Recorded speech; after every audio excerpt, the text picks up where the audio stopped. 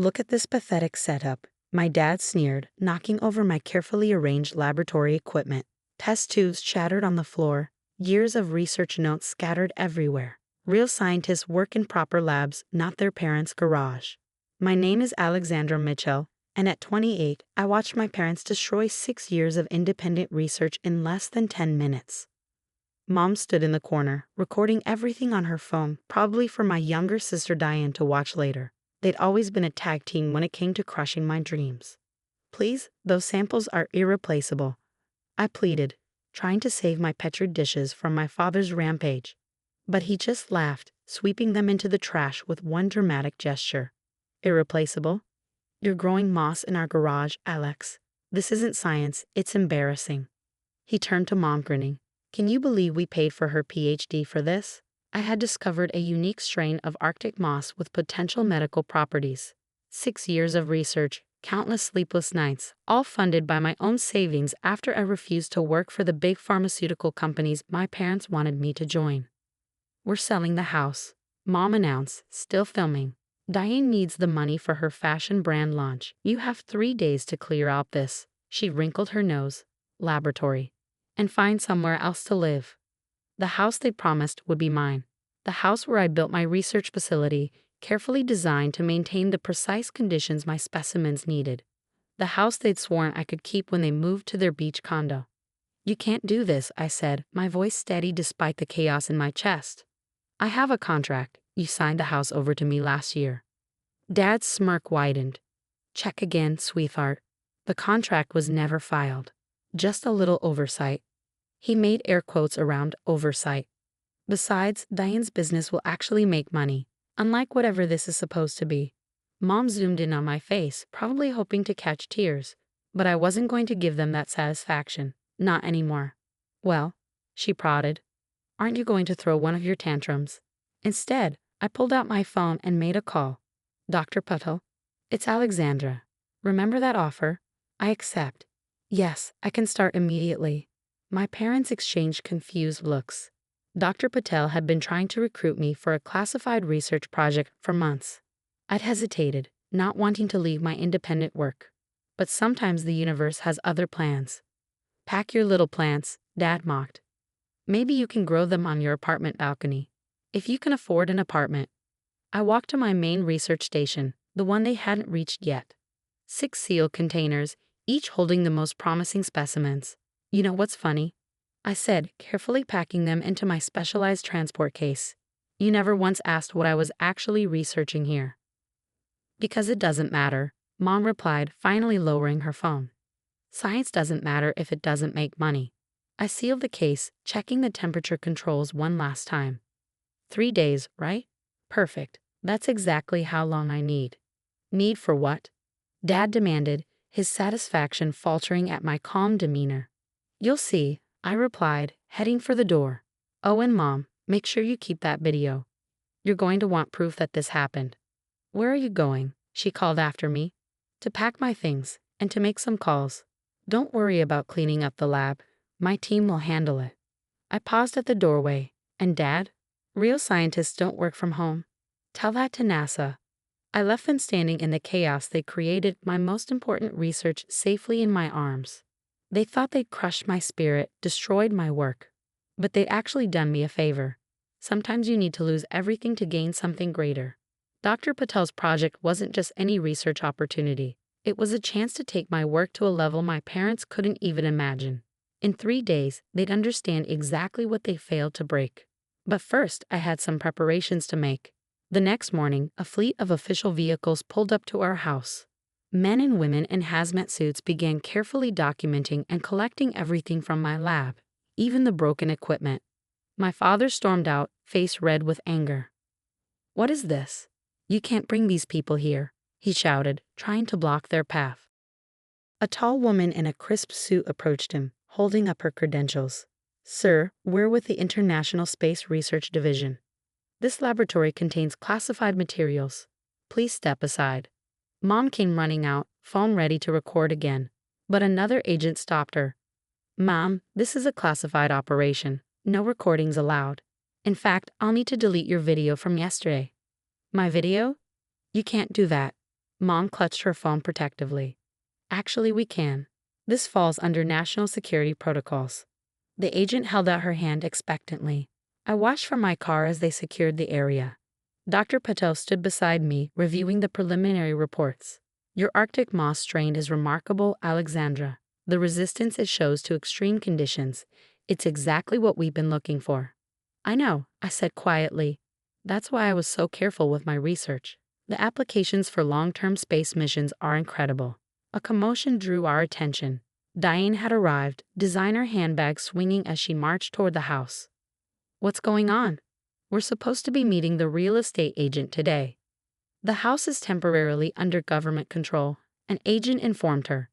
No real estate transactions can proceed until our investigation is complete. Investigation. My father's voice cracked. What investigation? Dr. Patel stepped forward.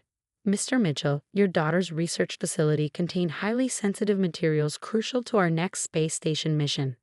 By destroying unauthorized portions of her lab, you may have compromised national security. I watched their faces transform from confusion to shock. Mom had gone pale, her phone forgotten in her limp hand. Diane stood frozen. Her perfect makeup couldn't hide her growing panic. Space station, Dad whispered. But she was just growing moss. Specially adapted Arctic moss. Dr. Patel corrected him. Moss that could help us create sustainable oxygen production in space. Moss that your daughter has been developing for the past 6 years under strict government observation. My sister turned to me, her designer sunglasses slipping down her nose. You're working with the space program? Not just working with them, Dr. Patel smiled. Alexandra is leading our biological adaptation team. Her research is revolutionizing how we approach long-term space habitation. Dad took a stumbling step toward me. Why didn't you tell us? I tried. For 6 years, I tried to explain my work. You didn't want to hear it. You were too busy filming my failures and planning to give away my house. But, Diane's business. Mom started weakly. We'll have to wait, the agent cut in. This property is now under federal protection. Nobody's selling anything. I turned to Dr. Patel. Is everything secured? He nodded. The samples are safe. We'll have them transferred to the new facility by tonight. New facility? Diane asked. Yes, I replied, finally allowing myself a small smile. My new research center, the one NASA built specifically for my team. The weight of what they'd almost destroyed finally seemed to hit them. My father, who laughed while throwing away my pathetic samples, now stood silent as government agents carefully preserved every scrap of data from my lab. My mother, who'd filmed my embarrassing work, watched as her video was deleted under national security protocols. Alexandra, Dad's voice was barely a whisper. Save it. I cut him off. I have a meeting with the space station design team in an hour. Dr. Patel, shall we?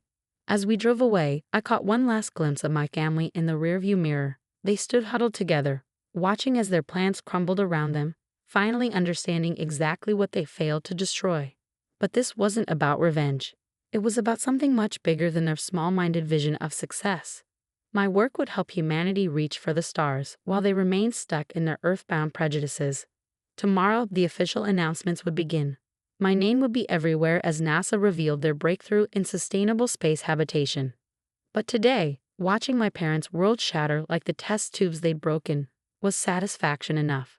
Dr. Patel glanced at me as we turned onto the highway, ready to change the world. I smiled, thinking of all the times my family had mocked my dreams. I already have. They just didn't know it until now. 1 month later, I stood on stage at NASA's press conference, explaining how my Arctic moss research would revolutionize oxygen production in space. The auditorium was packed with journalists, scientists, and space program representatives from around the world. In the back row, I spotted my family. They hadn't called since the day their plans fell apart. But here they were, dressed in their finest, trying to look like proud, supportive parents. Diane had even worn a custom-made dress with a galaxy print, probably hoping to catch some media attention. Dr. Mitchell, a reporter called out, "How does it feel to be the youngest scientist to develop a breakthrough for the International Space Station?" Before I could answer, my father stood up. As her father, I always knew Alexandra was destined for greatness. We supported her research from the beginning. The room fell silent. I caught Dr. Patel hiding a smile behind his hand. Actually, I said into the microphone, my voice clear and strong, I'd like to share a video that perfectly captures my family's support. My mother's face went white. She knew exactly what was coming. The giant screen behind me lit up with security footage from my lab. The same day, they destroyed my equipment, but from a different angle. One that showed my father's deliberate destruction, my mother's gleeful filming, their mocking laughter. This was filmed 1 month ago, I explained to the stunned audience. My breakthrough research wasn't developed in a state-of-the-art facility. It was created in my garage, funded by my own savings, while my family actively tried to discourage and destroy my work. The room erupted with questions. Cameras flashed. My parents tried to slip out, but the crowd blocked their exit. Dr. Mitchell, why show this footage? I looked directly at my family as I answered. Because somewhere out there, another young scientist is being told their dreams are worthless. Another researcher is working from their garage, their bedroom, their basement. I want them to know that great discoveries don't always come from perfect conditions. Sometimes they come from perseverance in the face of ridicule. Dr. Patel stepped up to the podium. Alexandra's moss specimens have already been successfully tested in space conditions. Next month, she'll be supervising their installation on the International Space Station herself. This was news to my family. Diane's mouth fell open. Mom grabbed Dad's arm for support. Yes, I confirmed, I'll be part of the next mission crew. It turns out that 6 years of working in isolation, maintaining precise environmental controls, and problem-solving with limited resources made me an ideal candidate for space station work.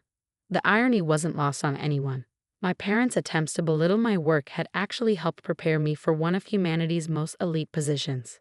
After the conference, they tried to approach me.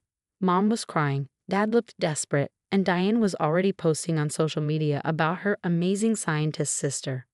Alexandra, honey, Mom reached for me. We were wrong. We're so sorry. You were wrong, I agreed, stepping back. But this isn't about you anymore. My work, my success, my future, none of it belongs to you. But we're family, Diane protested. Doesn't that mean anything? Family? I laughed softly. Family supports each other. Family listens. Family doesn't destroy dreams for their own profit. The house, Dad began, we never filed the paperwork, but we could, is now government property, I finished for him. Part of the new research complex. Your beach condo will have to do. As security escorted them out, I heard Diane wailing about her fashion brand dreams. But I had more important things to focus on. My team was waiting to review the final preparations for our space station mission. 3 months later, I watched Earth shrink beneath me as our rocket pushed through the atmosphere. The same moss my father had thrown in the trash was safely stored in our cargo hold, ready to help humanity reach further into space than ever before. Dr. Patel's voice crackled through my headset. Ground control reports your parents are watching the launch. They're requesting a statement. I smiled, looking at the curve of our beautiful planet below. Tell them thank you. Thank you? He sounded surprised. Yes, thank them for teaching me that sometimes you have to lose gravity to find your wings. And tell them not to wait up. I'll be busy growing moss among the stars. As we docked with the International Space Station, I thought about that day in the garage. They thought they were crushing my spirit, but they'd only proved how unbreakable it was. Now my research would help humanity break free from Earth's bonds, while they remain trapped by their own limitations. Sometimes the greatest revenge isn't about getting even. It's about getting higher than anyone thought you could go.